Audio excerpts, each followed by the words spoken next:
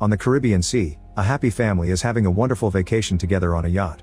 The mother Julia jumps into the water to go for a swim, and while she's trying to relax, she feels something strange. However, she can't see anything around her, so she blames it on her imagination. Seconds later, the strange feeling returns. She still can't see anything, but this worries her, so she starts swimming back to the yacht. Suddenly something starts pulling at her leg and she desperately starts screaming for help.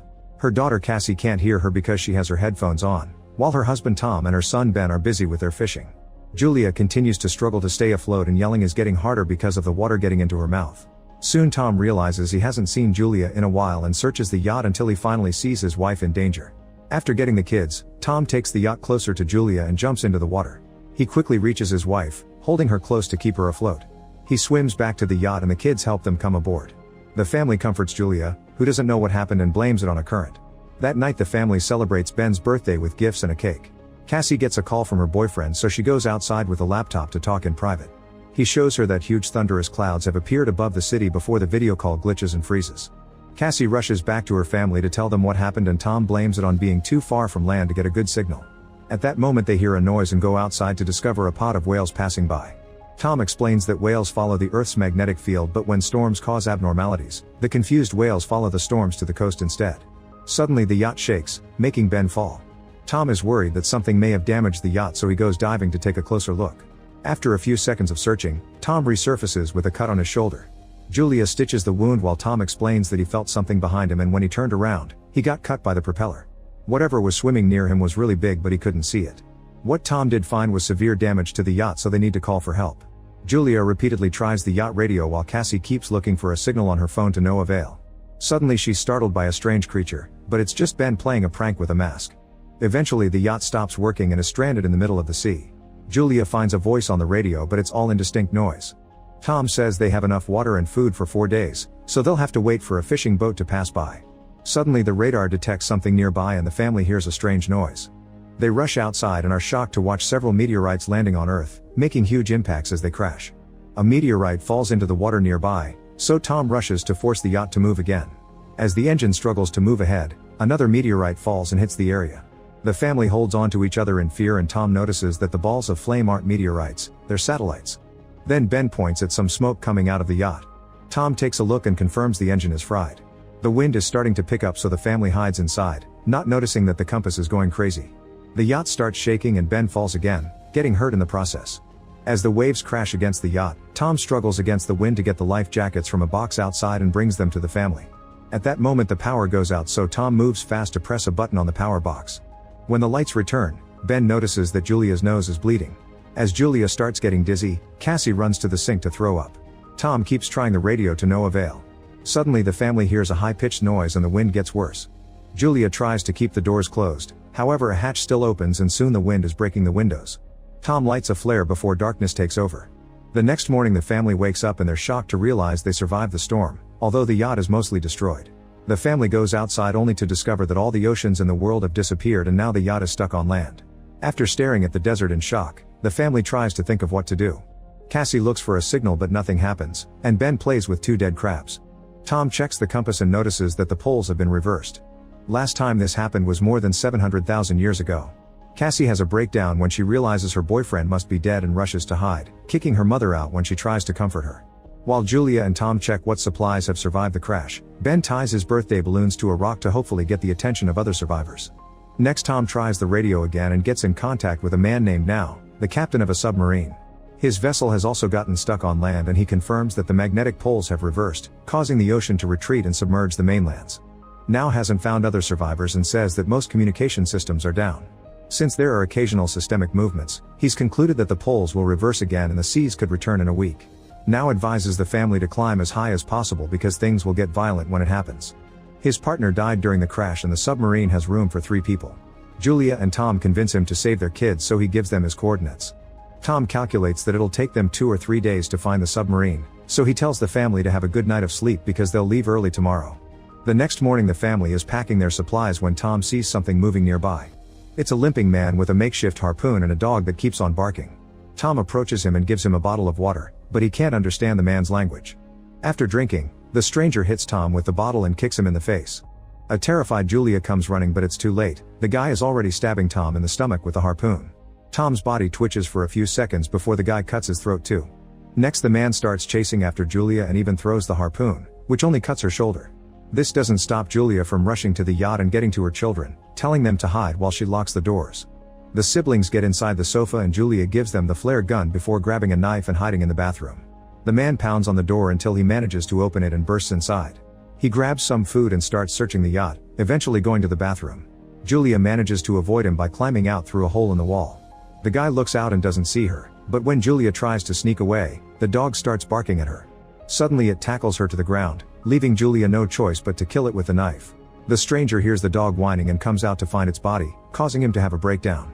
Meanwhile Julia sneaks around the yacht and climbs to the top so she can get back inside through the broken window. Unfortunately the man finds her first and knocks her down with a punch. Julia holds on to the furniture as he tries to drag her away, and in the struggle she manages to kick him off. Then the guy steps on her wrist to make her drop the knife. He grabs her by the hair and smashes her face on the floor before throwing her on the sofa to start choking her. The kids have been watching everything and can't take it anymore, so Cassie comes out and shoots the man with the flare. A fire immediately starts spreading through the yacht so the kids run out, but Julia goes back to kick the man in the face and grab the map with the coordinates plus their bags. Ben and Cassie cling to their father's body and soon Julia joins them so they can all say goodbye together in tears. At that moment the creepy man comes out of the yacht, so the family starts running away while the yacht blows up in a big explosion. Sometime later the family stops at a small waterfall to rest. Cassie wonders if the crazy man came to them because of the balloons, which makes Ben feel guilty. Julia assures her son that it wasn't his fault and urges the family to keep moving since the strange guy is still following them. At a small pond, Ben is fascinated by the body of a hammerhead shark. At that moment Julia sees the man about to reach them, so the family starts running again. They go down a dune and discover a bunch of toxic waste, so they have to run around it carefully. Moments later, it appears they've lost their pursuer. As they continue to travel, they keep seeing other things stuck on the ground like big dead sea animals and all the plastic from the bottom of the ocean.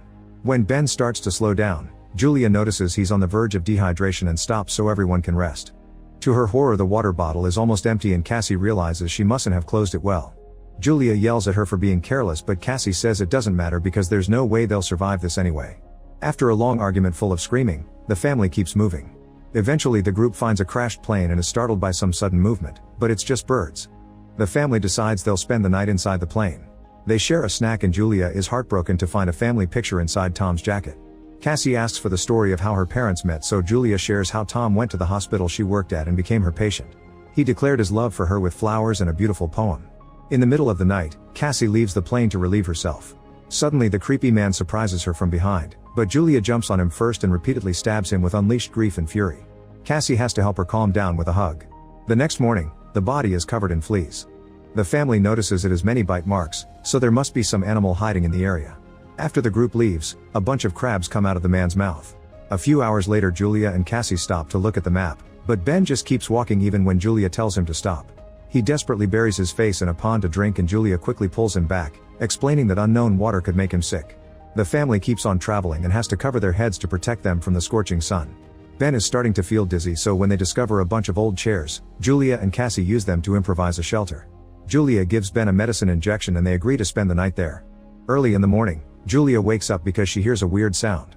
She leaves the shelter to investigate and is shocked to discover a swarm of crabs coming closer.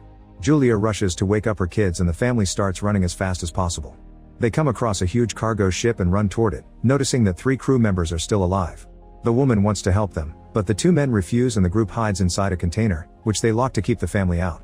The crabs are almost there, so Julia makes the kids climb to the top of the container.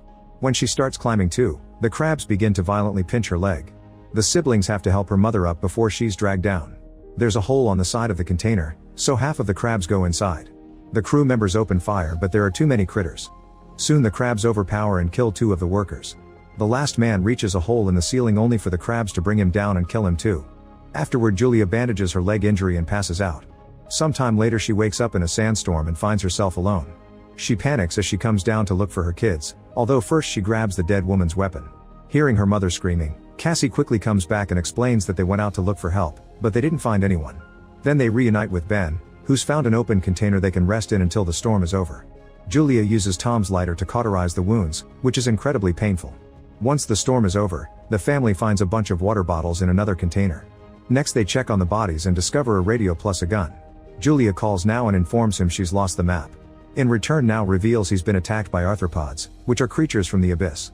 It seems the oxygen has driven them crazy. Now tells the family to hurry because his instruments have calculated that the sea will come back faster than expected, so they only have a few hours. He shoots a flare and the family starts walking in that direction. After a long walk, the family finds a broken toilet and Ben pees in it. They can finally see the submarine nearby, but they'll have to cross a huge rock formation to reach it. As they make their way through, the walls start shaking and rocks begin to fall, causing a massive rockslide. Julia pushes her kids out of the way just in time and moves back to avoid getting crushed. Now there's a rock wall blocking the way between them. Julia tells the kids to keep going without her, but Cassie refuses and insists her mother should try climbing. An argument ensues, and after lots of yelling, Julia promises she'll find her kids later. A reluctant Cassie then finally drags her brother away. The kids climb the rest of the rocky formation and run toward the submarine, only to find now bleeding outside.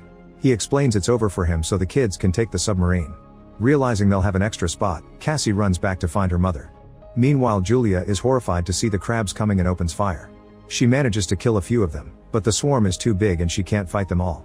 At that moment, Cassie appears on top of the wall and offers her hand, so Julia starts climbing as fast as possible with her wounded leg.